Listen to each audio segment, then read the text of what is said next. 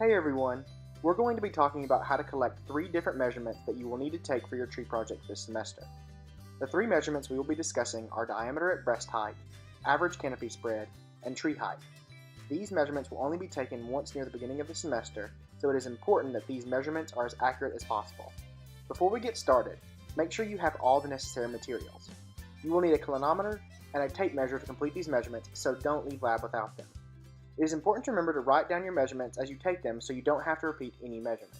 It is also important to remember that all of our measurements will be taken in meters, so make sure you're looking at the right side of the tape while taking your measurements.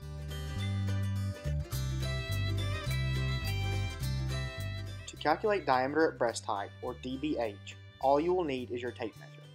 After you've found your tree, use your tape measure to find a point 1.3 meters up from the trunk of the tree.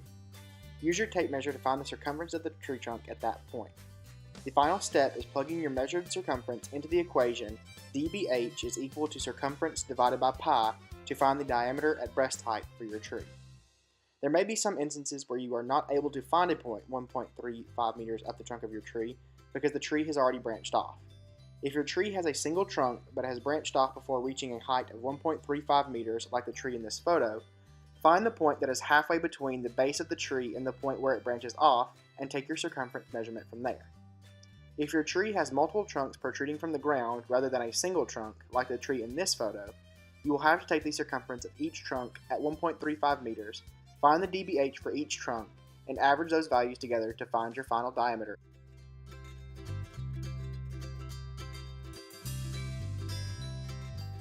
To calculate average canopy spread of your tree, all you will need is your tape measure and a partner.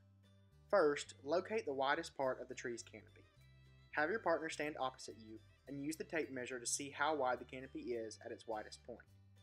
Next, turn around the tree 90 degrees and measure the width of the canopy at that point. Once you have your 2 canopy spread measurements, average the 2 measurements together to find the average canopy spread for your tree.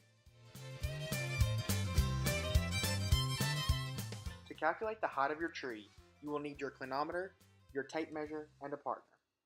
Start by finding a spot that allows you to see the top of the tree along the edge of your clinometer. You should avoid having to tilt your head back to a large degree. Instead, find a spot that allows you to see the top of the tree while keeping your head level and only adjusting the clinometer. After you've found the ideal spot, have your partner read the angle made by the string and the edge of the clinometer. This angle should be less than 90 degrees.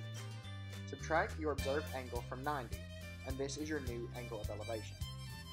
While still standing in the same spot, have your partner measure both your distance from the tree and the distance from the ground to your eye level. Both measurements are important to calculate the height of your tree. After you've collected the angle of elevation, the distance between you and your tree, and the height of your eye level, you can now calculate the height of your tree.